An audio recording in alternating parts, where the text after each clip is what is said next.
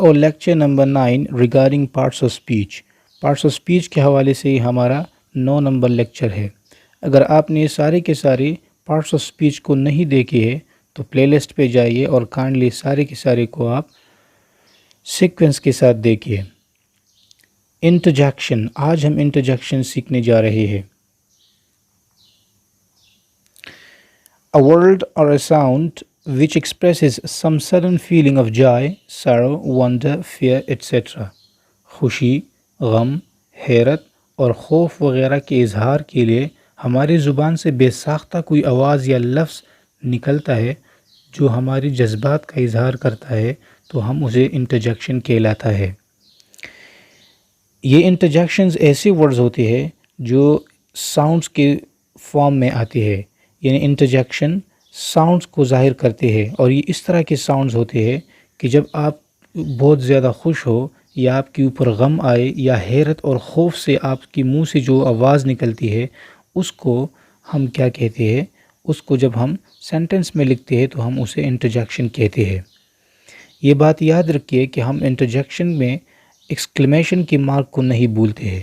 Exclamation کا mark میں یہاں آپ کو بنا لیتا ہوں، یہ ایکسکلیمیشن کا مارک ہے، یہ آپ نے انگلش میں زیادہ تر دیکھا ہوگا.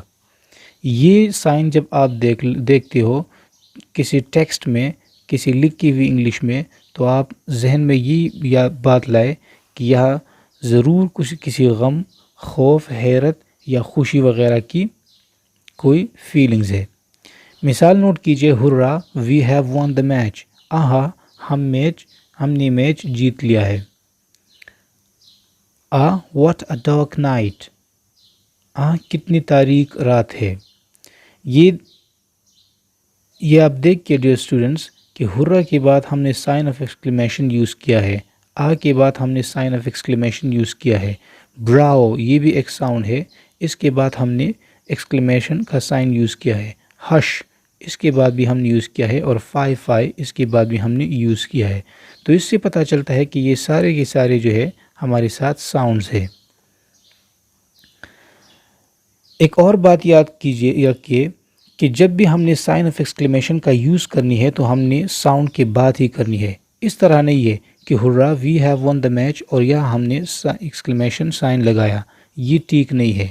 آپ نے سڈن جو وائس نکلتی ہے، جو جذبات اور جو غم، خوشی یا حیرت کا اظہار ہوتا ہے، اس کے لیے جو ورڈ آپ یوز کرتے ہو تو اس کے فوراً بعد آپ نے اس سائن کو یوز کرنی ہے. Hurrah we have won the match. What a dark night. Bravo you have done well. شاباش تم نے اچھا کام کیا. ہش ڈونٹ میک اے نائز. ہش شور مت کرو. Fie on him. افسوس اس پر. جب ہم کسی افسوس والی بات کو ظاہر کرتے ہیں تو اس کے ساؤنڈ نکالنے کے لیے انگلش میں ہم فائی کا یوز کر لیتے ہیں، جو کہ افسوس کو انڈیکیٹ کرتا ہے. Some group of words are also used as interjections. اب کچھ یہ تو ساؤنڈز میں نے بنائی نا، یہ تو ساؤنڈز ہے، یہ سارے آپ دیکھیں یہ ساؤنڈز ہے، لیکن اب کچھ ورڈز بھی اس طرح ہے انگلش میں کہ وہ بطور انٹرجیکشنز کام کرتے ہیں. فار ایگزامپل می، for shame, good heavens, well done, thank God et cetera. اس طرح بہت سارے ساؤنڈز اور بھی ہے جو بطور انٹرجیکشن کام کرتے ہیں.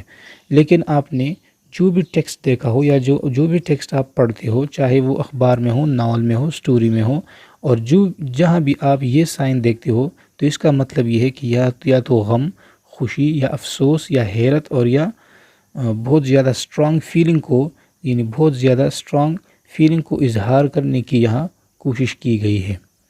امید رکھتا ہوں کہ انٹرجیکشن کی ٹاپک کو آپ نے اچھی طرح سے سمجھ اور ذہن میں رکھا ہوگا. انشاءاللہ نیکسٹ ویڈیو میں ہم اپنا لاسٹ پارٹس آف اسپیچ پڑھیں گے آرٹیکل ڈیٹیل کے ساتھ. اگر آپ کو کسی بھی پارٹس آف اسپیچ کے اوپر سمجھنا ہو اور آپ کو کوئی بھی ڈیفیکلٹی ہو تو کائنڈلی آپ مجھے میرے واٹس ایپ نمبر پر میسج کریے تاکہ میں آپ کا کنفیوژن دور کروں. ملتے ہیں نیکسٹ ویڈیو میں. And have a good time. Thank you.